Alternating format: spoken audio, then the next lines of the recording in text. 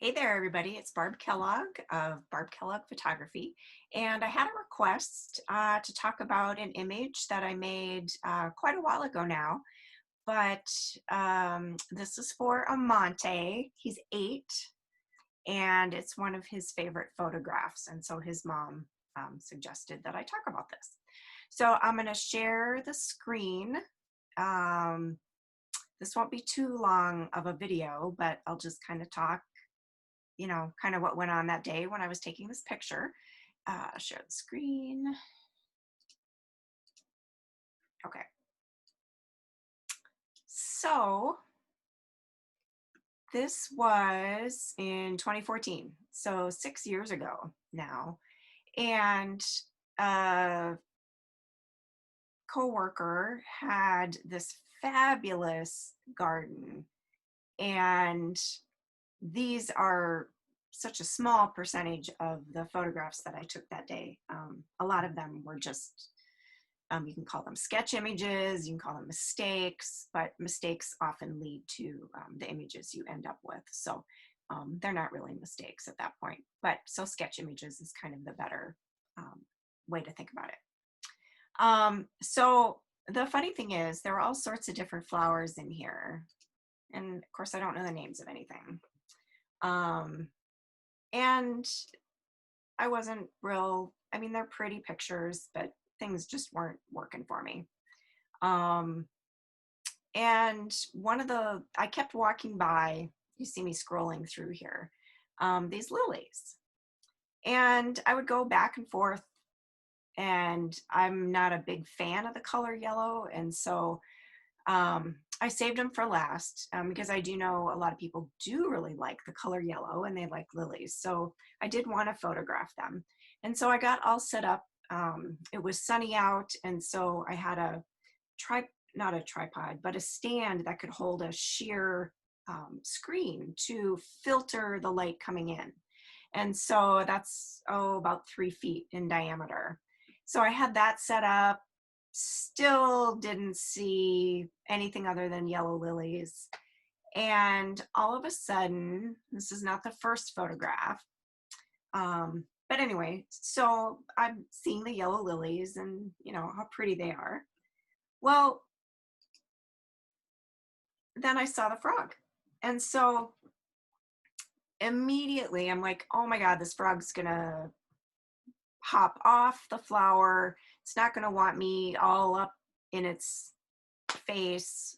And so I was shooting rather frantically, and then it just stayed there. It just hung out. He was kind of in the shade. He was underneath this lily, and then of course I was giving him some shade as well. And so I just kept shooting, and I was able to change lenses.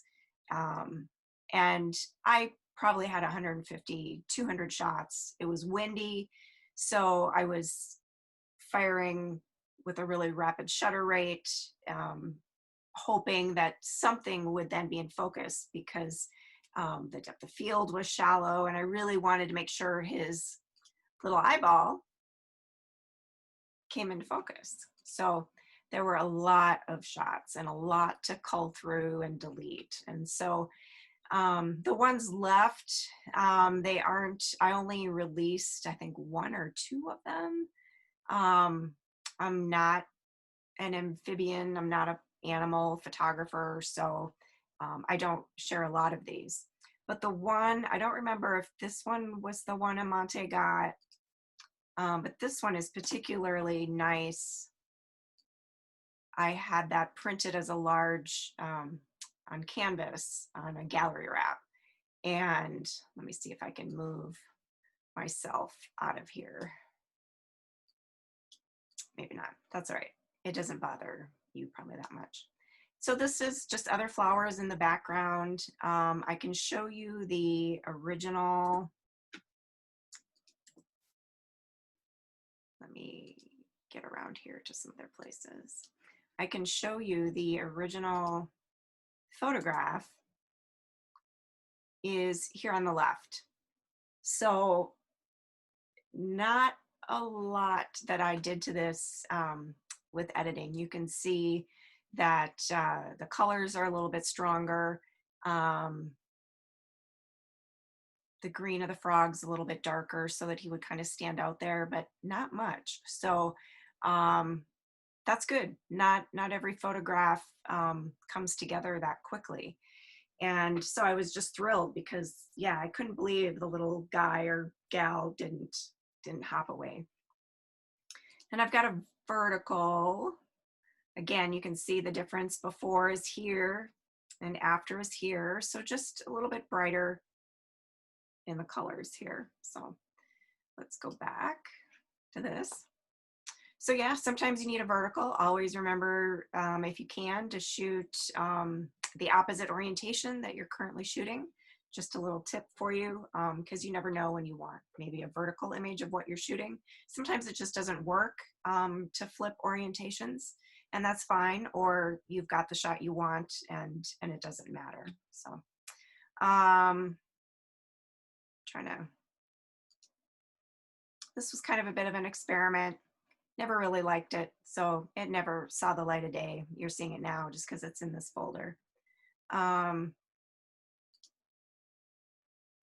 thought this was nice. This was a pretty extreme close-up.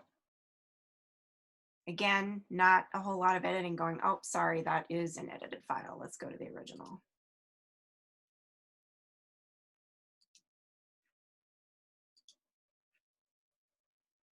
So yeah, very little difference. There, now it's caught up. I just needed this to be less white. So it's just a little bit of yellow brought in there. But yeah, just a close-up of the little frog. The other photographs I could just go ahead and delete. They aren't ones that I even consider using. So, so yeah, let's go back to the one that I think Amante has. So yeah, I'm not sure what kind of spoke to him. Maybe it was the bright colors. Maybe he was really into frogs, and he just thought it was cool. This was several years ago, obviously. Now he's got a lizard, so maybe he is into amphibians. But that's it. Let me switch back to full screen. And I hope you enjoyed kind of a little behind the scenes, a little bit of a story. I often do these in blogs, not in videos. But just giving something new a try. And this might be a little quicker than writing because I do write better than I talk. I get to delete much easier, and I generally am not going to spend any time editing these videos. So they're raw and uncut, as they say.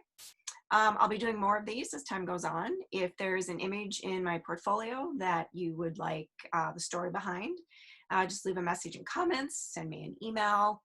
I can quick get my email address up, or not my email address, my website. And you can see it.